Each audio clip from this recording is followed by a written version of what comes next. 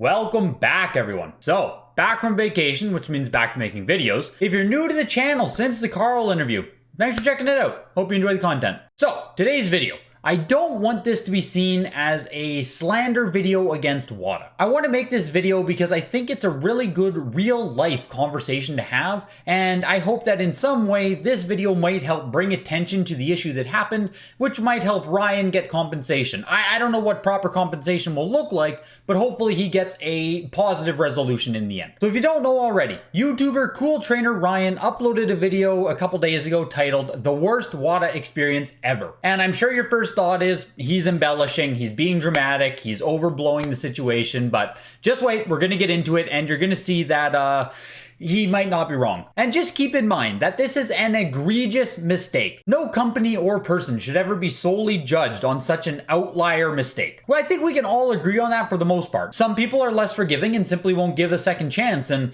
that's fair too, I get it. And though I don't want to judge a company based solely on one instance, it is worth noting said instance to see if this truly is a one-off scenario or if perhaps there's more going on that might lead to this happening again. And in the case of what happened to Ryan here with his WATA submission, I think this is exemplary of bigger issues within the actual company. So anyways, I've linked the video down below. You can watch Ryan's whole account of the events, but here's basically what happened. He sent off some games to WATA to get graded. He got the games back from WATA, and one game was missing. His Pokemon Red. Simply wasn't included with the return submission. Okay, so now he's on a mission to talk to WATA to find out where the hell it is. So after 4 weeks of emailing them, he was finally able to get a real response. After that, it took additional weeks for them to find the item, and once found, they alerted him that there is some damage. Now, on the back of Ryan's game, you can see this big target sticker. It is actually a security sticker. This is one of those stickers where if you walk out the store and you go through those 2 metal gates, it's gonna go beep, beep, beep, beep, beep, because there's metal in that sticker to prevent stealing. So if you've never removed one of these stickers or if you've never played around with it, they're incredibly difficult to remove and they use super strong adhesive. I have personally ruined games trying to remove this type of security sticker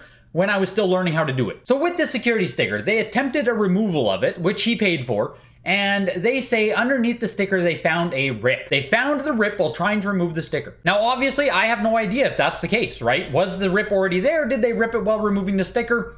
You don't know, we don't know, Ryan doesn't know. Obviously, you want to be able to just believe the company straight up that the rip was already there, but when your submission is already having all of these issues with having to even locate the game, you kind of lose that benefit of the doubt. So on the back of the game here, you can see the attempted removal, and then when they just kind of stopped, I guess? Knowing what I know about these stickers, they could have at least cleaned this up a lot better. I'm surprised they left it in this kind of condition. This kind of just looks like shit. Okay, so the back of his game looked ruined now. It's way behind timetable. He finally gets it back. He opens up the package, and on the front it says receiving across the, it's either on the plastic case or on the plastic blister. I do not believe it's on the game itself, but they wrote the word receiving across it in black Sharpie marker, which I have to assume has something to do with their inventory system, but how that makes it out the door and to the customer is just beyond me, right? I have no idea how that gets through. And I mean, at this point, right, it almost gets into the humorous level of fuck up where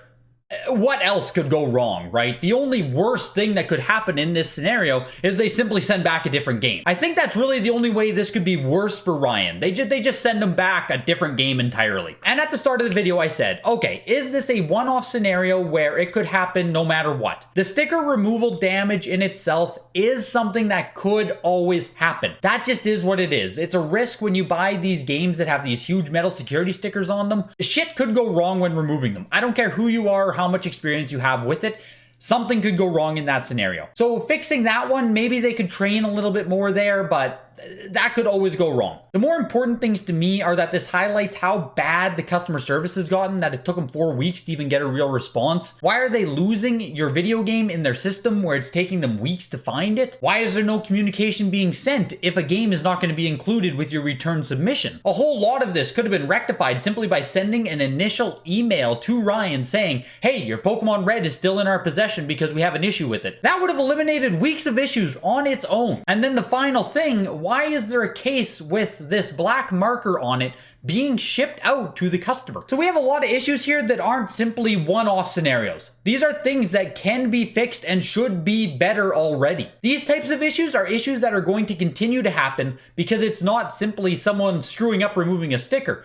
This shows inadequacies and inefficiencies in their whole system, which hopefully with enough attention brought to this type of stuff, they'll begin rectifying these issues. Because it's really not okay when we're talking about games worth thousands, if not tens of thousands, if not hundreds of thousands of dollars of value. So this is where we're at now. The mistake happened, and the important question now is, what is WATA going to do about it? How are they going to compensate them? How do they rectify this mistake? Because to me, that's what becomes super important now. The chance for a fuck up is always going to exist, but it matters how the company handles said fuck up. I don't know what a perfect resolution looks like. Maybe WATA will offer to buy the damaged game using the insurance value. I have seen them put out offers like that when they inadvertently damaged a game. So maybe they'll simply offer to use the insured value and pay him out for it.